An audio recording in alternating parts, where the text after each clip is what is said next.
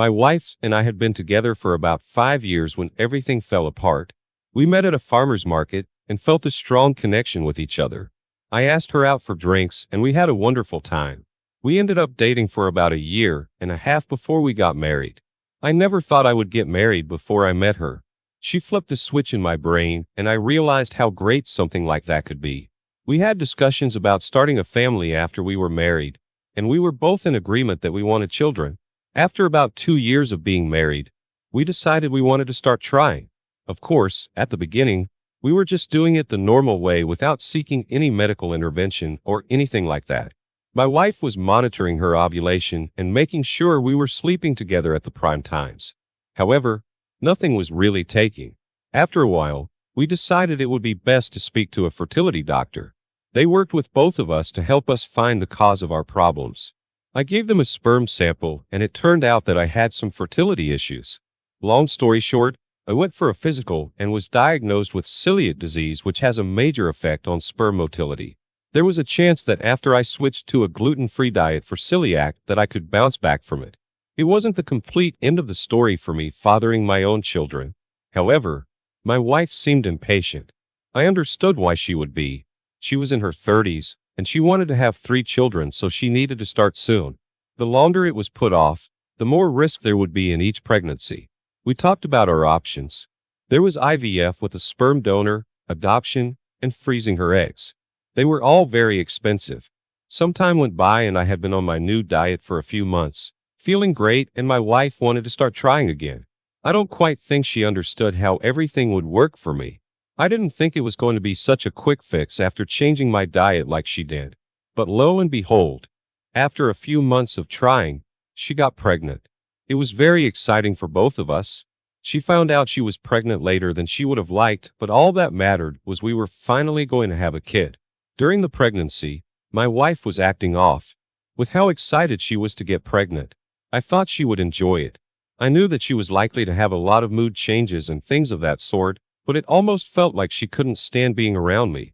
Honestly, I thought she looked down on me because of the issues I had with getting her pregnant. I hated feeling that way, but that could have also just been some of my own insecurities. I noticed that she was getting a lot of phone calls that she was being very secretive about. I would be in my office and hear her whispering with someone on the phone. She would be texting with her phone obviously facing away from me, and she would step away from me sometimes when she would take calls. It started rubbing me the wrong way, but I didn't say anything about it. One afternoon, I was sitting on the couch next to her when she left her phone behind before going to the bathroom. Ever since she had been pregnant, she took a lot longer in the bathroom than she normally did. So I knew I would have a couple of minutes to look through it. My curiosity had really gotten the better of me. When I looked through her phone, I found a conversation between her and another man about her pregnancy. I didn't know who it was right away, so I scored through the messages looking for any indication of who they were. What I gathered was that he was a man who she met online and had sex with.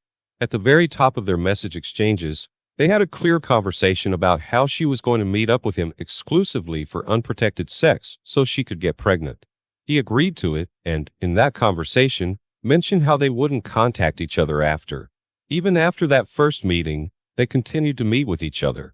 They were continuing a sexual relationship through their messages, as well as in person when they had the opportunity to. What bothered me the most about all of that was how she told him that she was pregnant a day before she told me. Of course, it wasn't my child, but I thought it was up until that point. In the recent messages, he kept mentioning how he wanted to be in his kid's life. My heart was completely in my stomach when I was reading all of that.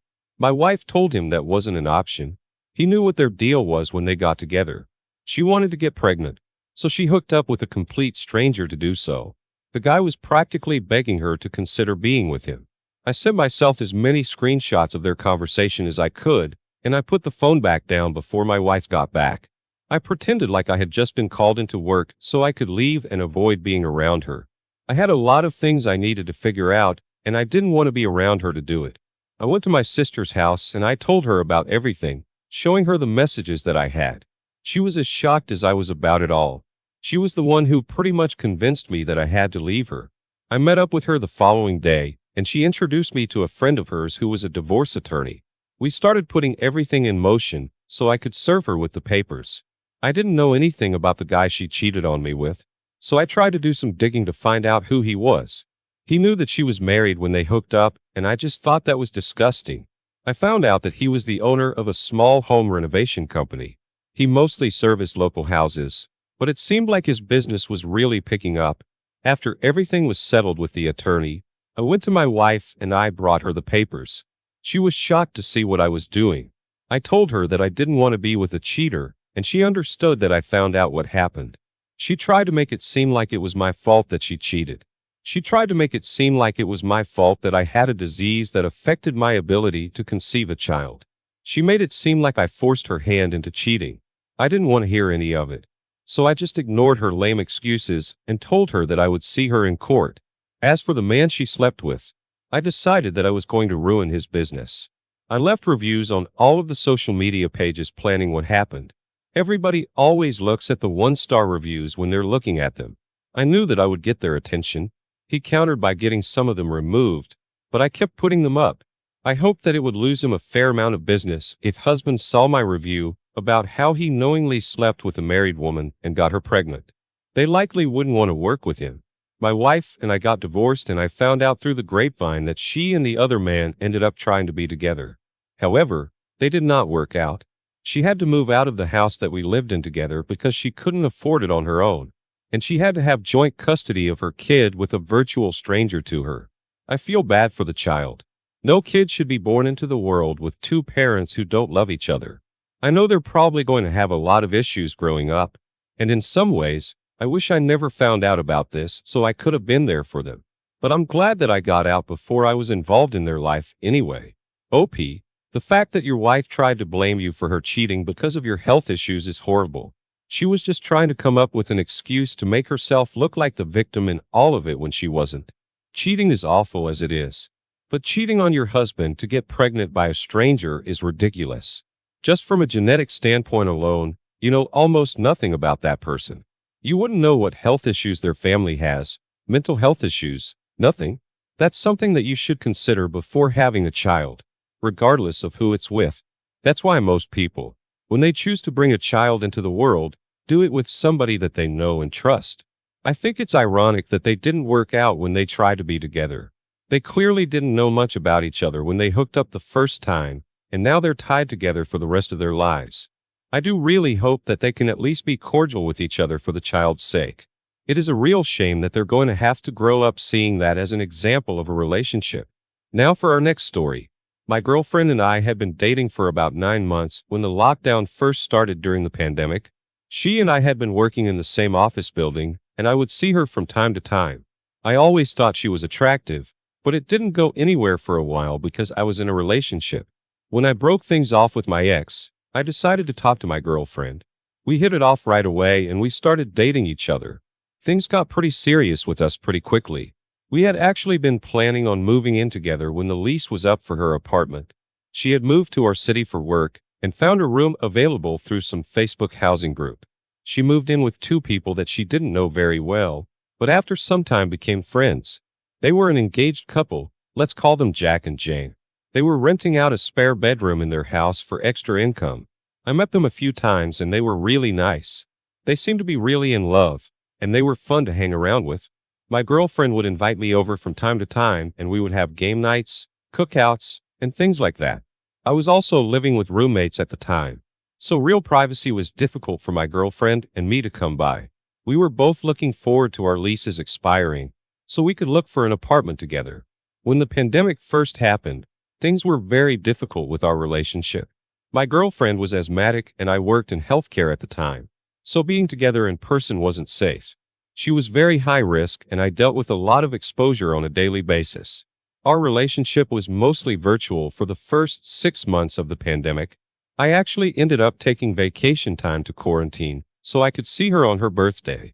When her lease renewal came up, we discussed a few ways we could be extra safe about exposure so we could live together.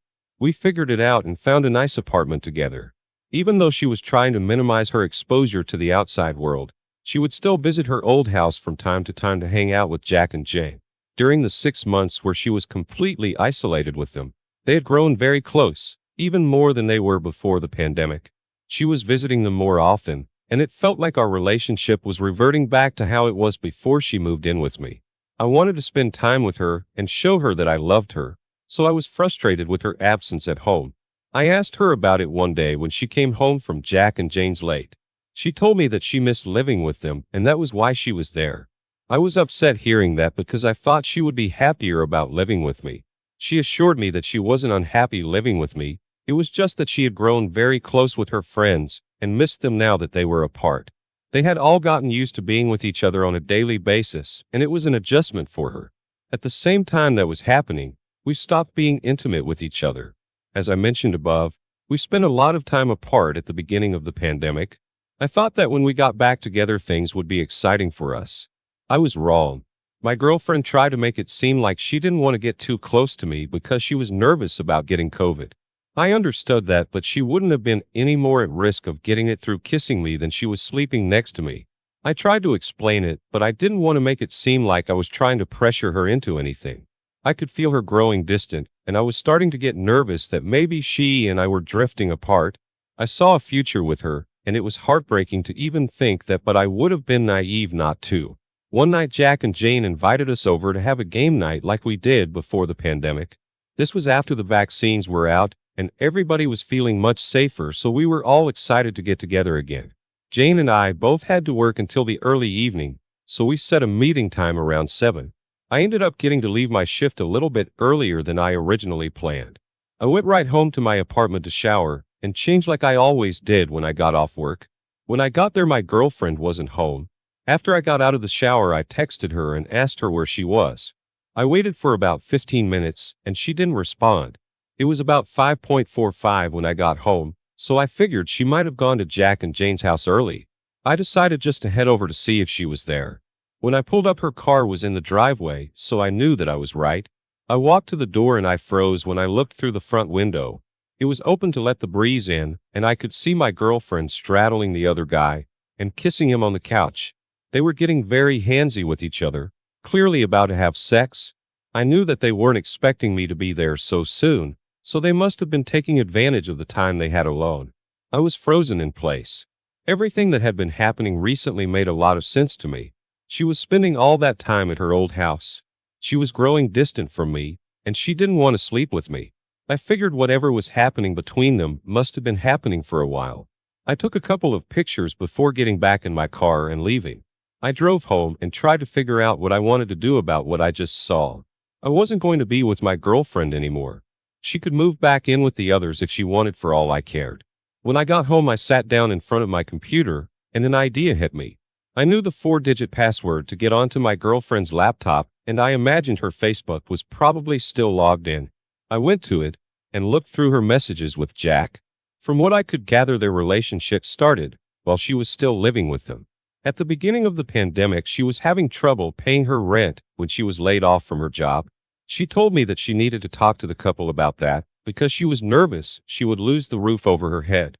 I remembered her telling me that they had agreed to let her stay and pay back rent in installments.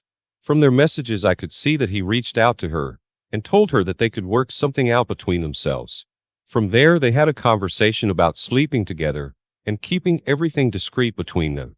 He had a nest egg savings account that he would use to cover her portion of the rent so Jane didn't notice. He wouldn't lose money because her rent went into a joint account he and Jane shared. His partner never knew about what he was doing. I took a few screenshots of the messages and sent them to myself. While I was looking through her Facebook, I got a phone call from her. I lost track of the time completely and hadn't shown back up to their house for game night. I had no intention of going back anyway. She called me and asked me where I was, and I told her that I was about to call her because I had a horrible migraine and needed to stay home and unwind. She offered to come home and help me, but I told her I just needed to be alone in the dark. So she said she would stay and play some games with them, then come home later. The following morning, I reviewed my lease agreement and realized that I might have a way out of living in the apartment. I contacted the landlord and I managed to get my name off the lease so I can move out officially. I was going to be leaving it all in my girlfriend's name. After I was finished with that, I reached out to Jane and asked her if we could meet up because I had something important to tell her about her partner. She was really suspicious, but I asked her not to say anything to him because it could cause a lot of problems. She met me at a park, and I told her everything I knew. I showed her the pictures that I'd taken, as well as some of the screenshots from my girlfriend's Facebook Messenger. She was heartbroken about everything. I comforted her for a while, and eventually we came up with a plan on how to confront them about it. There was a trend on social media at the time to have PowerPoint nights. It was a gathering where everybody would throw together a PowerPoint presentation about something weird they knew too much about. So we made a group chat with both of our partners and a few other mutual friends that we had. Everyone was really excited about the idea of it and said they'd be able to make it the following weekend. Over the week, my girlfriend was very excited about the presentation she was going to give. She put a lot of effort into her own. Admittedly, I didn't put half as much effort into my own because all it was going to be screenshots of her messages. The night finally came, and everybody was gathered around the television in the living room. They were all expecting funny jokes and weird facts, but the title of my presentation was Quid Pro Quo Sexual Harassment with a picture of my girlfriend straddling Jack.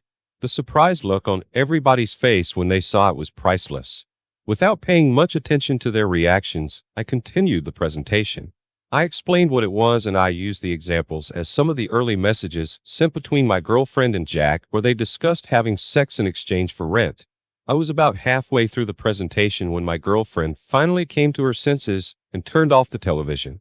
She started screaming at me about how I embarrassed her in front of everybody there. Jack and Jane were having an argument as well. My girlfriend was angry with me for going through her Facebook messages. Everybody else was just sitting there watching, sipping on their drinks with wide eyes.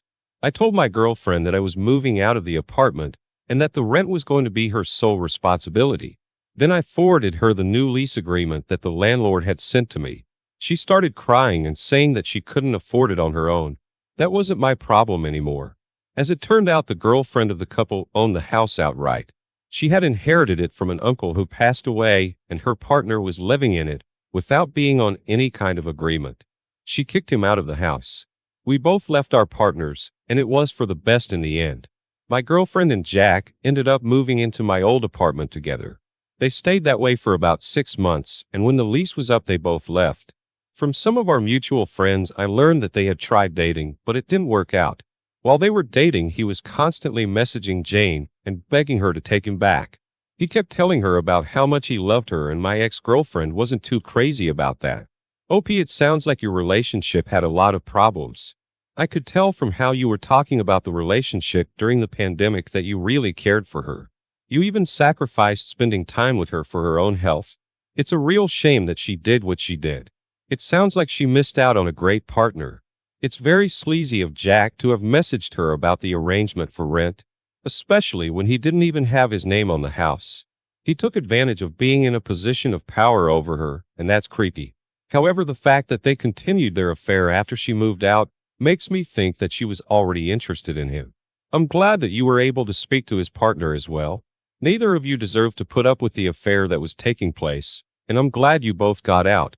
I think the PowerPoint presentation was a great idea. I can imagine everybody in the room was shocked when they realized what was happening. Thank you all for taking the time to listen to today's stories. If you enjoyed listening, please feel free to like and subscribe if you haven't already. Also, comment below with your thoughts on what happened.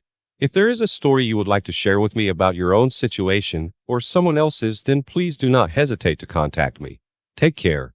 It's hard to recognize my life looking back on it. I'd always thought it would be a normal small-town dream: wife, 2 kids, dog, and a little house. And I was well on my way to securing that little slice of Americana for myself. But despite being the best contractor in the county, the life I'd built came tumbling down one day when I found out what my wife's extra shifts really were. I'd always been proud of my wife long before the pandemic brought everything to a screeching halt. I known the work that being in the healthcare field was like running a perpetual gauntlet, one covered in someone else's vomit. Melissa spent long hours taking care of elderly dementia patients in a nursing home as a CNA early in her career, coming home in tears at the state of the facility and the lack of help. Then when she became an RN, she was able to move on to greener pastures. First stop, our local emergency room. Despite her small frame and bubbly demeanor, my wife had always been one hell of a daredevil. She loved the heart-bursting adrenaline of roller coasters, and she drove far faster than even I dare to. That made her a great fit for the ER where you had to know how to handle your adrenaline and still act. Finally, her career landed her on the nursing career version of free parking. She became a flight nurse. For the first few months, her social media was full of posts showing her next to the helicopter in her full gear, looking tiny next to the man who she said was a pilot. She informed me it got a lot of attention from our friends. Social media was never my thing, so I took her at her word. As for me, I'd never done anything much. Melissa was my greatest accomplishment in life. Just like her, I'd headed off to college just after graduation. Unlike her, I'd been more interested in making things than helping people. A career as an engineer was what I'd been pursuing when I met her. Within 2 months, we were engaged and planning our life together, and my studies simply gave way to her own. Her job saved lives. After all, my career path wasn't anything quite so noble, so I fell back on my high school job, working construction in a business owned by a friend's father. The money wasn't much, but it was enough to keep us alive while Melissa finished her education. Even when she was working while at college, it was a pittance. My paycheck and sweat ensured she ate, got to class, and had a roof over her head. She said one day, through tears, as I surprised her with the money, she'd been short to cover her books one semester. I told her, "You will make it through, I promise." Then I kissed her on the forehead. She didn't need to know. I skipped lunch every day for the last 2 months to scrounge the money up. By the time she made it to the big leagues of nursing, life wasn't quite so unsteady. We'd made it through the hard part. Now she was practically raking in the money. For the first time in our lives, it felt like we could relax and enjoy ourselves a little. I started taking more holidays off, posting more barbecues for our friends, even went to an NFL game once or twice. And her, girls' night out, girls' night in, spa days, she was gorgeous. With as much time and cash as she spent at the salon and the mall, you'd hope so. But why should I care? She was bringing home the dough, and I was reaping the rewards. There was a downside, though. I began to feel lonely. With all of her time at work, and all of the time she spent focusing on herself, she had hardly any time left for me. Of course, she deserved pampering. After all of those hours being selfless, helping her patients in every place she worked, but it didn't make the feeling any better. I loved my wife and wanted her desperately every minute of every day, and I couldn't seem to get her to sit still long enough to let me show her how much I adored her. Finally, I knew what needed to be done, knew exactly what would really catch her eye. Being young and paying for our own wedding, a honeymoon hadn't been a possibility. It had saddened Melissa to no end, and no groom likes to see his bride looking down on her wedding day. So, I made a promise to her that one day I'd take her wherever she wanted to go in the entire world. Whatever she wanted, I'd make it happen, and I had always intended to keep that promise. For our 5th anniversary, I kept that promise. I'm not too manly to say the week wasn't magical. Spending 7 days with the most beautiful woman in the world, seeing her body bronze in the sun, and become dewy against the sheets. It's something anyone would be over the, and she was as happy about it as I was. The glow in her eyes told the whole story. It felt like we were brought out of stasis. We'd entered upon saying, "I do," and that we were newlyweds all over again. There was no getting enough of each other. We made love for hours, every night, every day. Even today, I don't think the memory of that vacation will ever leave me. Now, much more bitter than before. It's still something I'd enjoyed so long. I know it would never leave me. When we got home, I carried my wife, still as beautiful as the day I married her, over the threshold. It was the first time I'd felt good enough about myself as a husband to do so. How could things have gone so badly wrong? The first thing that dented this haven we created was the while other couples were stuck at home together, whether fighting or, well, I was stuck at home by myself. Melissa seemed to be working constantly. When she came home, she'd have indentures from the PPA on her skin. I tried to kiss her, rub the marks to make the pain from them go away, but she'd usually push me aside. I understood. I really did. She was working an exhausting schedule and trying to fight a battle against an enemy that she couldn't even see. What kind of jackass husband would put sex above something like that? So, I focused my love on being accepting of her and of doing my best to support her in any way I could. She'd come home to a hot meal and a strong drink. No matter what time it was, when she returned, whatever she wanted, I had it before she could get the sentence out. Her feet hurt. No worries, babe. I'll carry you to the tub so you can soak. And I didn't ask anything in return. Showing love to healthcare workers wasn't just a social movement to me. It was something I was throwing myself into with the woman I loved as the recipient. But even as things seemed to be slowing down, she started staying away more and more. I don't want you to catch COVID, she told me one day, after she spent a full week in a hotel room near her workplace. Your family's health history isn't great. Your grandma's got emphysema, and you're the only one that can go out and about without possibly spreading it. She promised me things will be back to normal, and we will possibly go away again. I wouldn't realize until hours later that neither of us had said I love you, not once in the entire conversation. It made me feel like a failure of a husband. After all, she was my wife, my life, and I loved her dearly. But something inside me didn't sit right. That night, I hardly slept, even as I tried to drown that feeling in my gut and cheap beer. Not long after that hit, I got another one. I lost my job. The owner felt horrible as he'd known me since I was a kid. We're letting everyone go for now, he said, everyone but me and the family. It's all I can afford. And I don't know how much longer that'll last.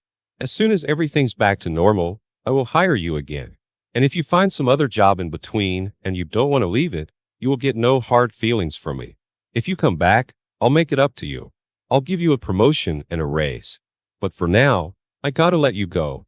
I took my marching papers along with a glowing reference and a promise not to fight unemployment, and came home early to an empty house and an absent wife.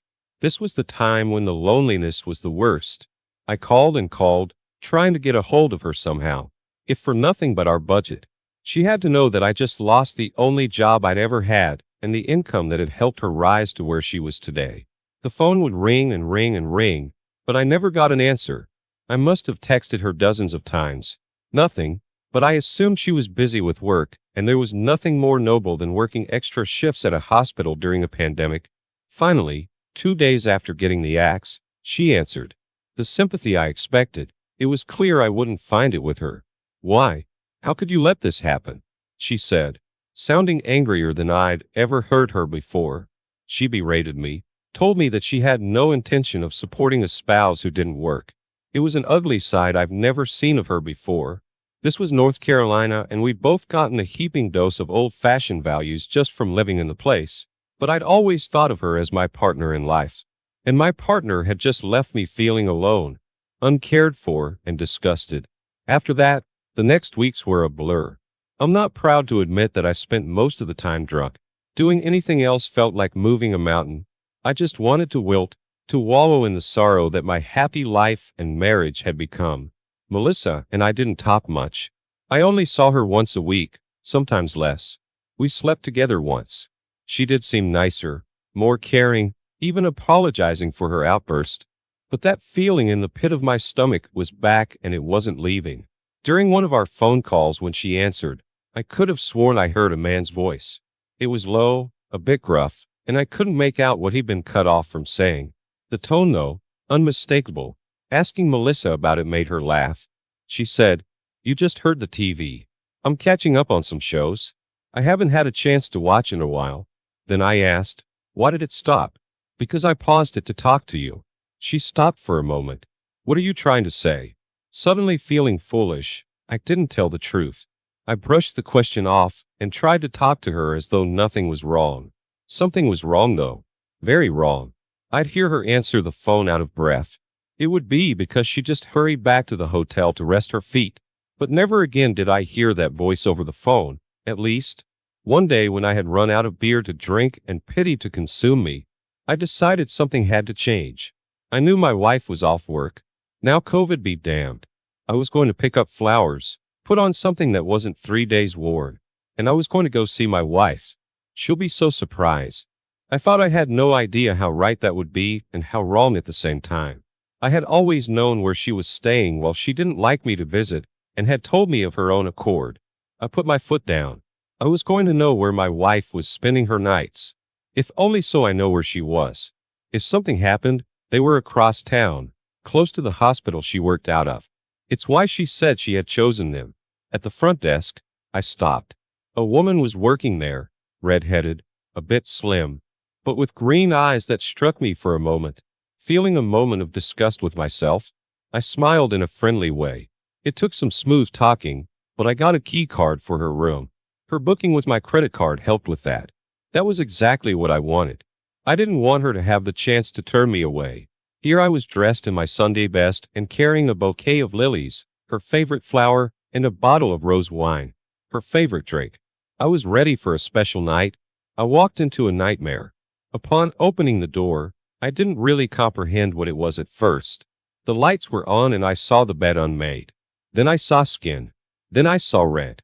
I was stunned, which is lucky, I suppose. Otherwise, I might be in prison now, but it was clear what was happening. My wife, my Melissa, being intimate with another man. I felt ill. I felt something beyond anger. By now she noticed me. She was shrieking, yelling about something, then sobbing. The man was putting clothes on. It was such a blur. Somehow I ended up in the foyer of the hotel, sobbing, heartbroken, and barely conscious with grief over my lost marriage. It was the receptionist that had given me the key that finally helped. A hand was rubbing my back. That contact had more intimacy than anything Melissa had given me in months. My thoughts began to cool. I began to calm down. You seem like a good man, she was saying. You don't deserve someone like her. Don't let her do this to you. It's going to be all right. I asked her what she meant, and the truth came out. My wife hadn't been working so many extra shifts. In fact, she'd worked little more than I had. A steady 40-hour work week. All that time, she had been sleeping with other men. The receptionist hadn't kept careful track, but knew it was more than one. I didn't go home. I went to my friend's house, the one whose father had given me my job. He drank with me and let me crash on his couch until I felt like coming home. That took 2 days. There was one stop made between his house and mine. As it turned out, she was there trying to explain, wanting to save our marriage after putting nothing towards it, then shattering it with her infidelity. I didn't want that. How could I? I'd never see her as my Melissa again. She couldn't be my wife anymore. Not after what I'd seen. But I decided to get the truth out of her, and I could use this to do it. Tell me, I said, my voice so grave, I could hardly recognize it. Tell me how many, and don't lie and say that was the only one. Eyes watery. She looked down, ashamed.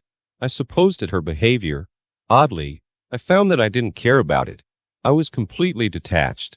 3. She told me the whole story, skipping no details. At every point in her career, she found somebody to screw behind my back while I was slaving away in the summer sun. She was studying with a fellow nursing student while in school. She didn't pull extra shifts at the nursing home. A cook there had caught her eye. There was nobody after our trip, she said fervently. Nobody, just you until the man she'd been caught with, the pilot she worked with. Of course, suddenly she was wiping her face. Please, please forgive me. I'm so sorry. She repeated in stuttering litany. Look, I got you something. It's tickets for that Hawaii vacation. And I interrupted her. I got you something too. A look of fear came over her face. Melissa didn't answer. The only reply I had was handing out a packet of divorce papers. The divorce wasn't terribly lengthy for about a month or so. It seemed like Melissa was going to push to stay together. I'd heard that her pilot had gotten into trouble with his own wife for sleeping with mine. She decided to stay, but he was to have nothing with Melissa, with the other lovers long in the rear-view mirror that left her alone as I'd been. I wasn't alone anymore. I was living my life and getting on with it. Work hadn't hired me back, but I'd been building my reputation as a contractor.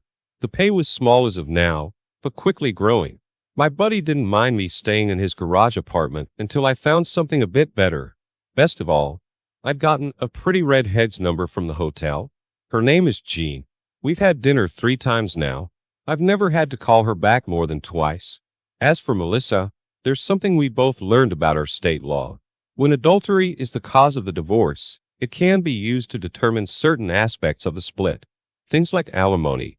The judge was horrified by Melissa's behavior and took into account everything I'd done to help her and how my now ex had betrayed me.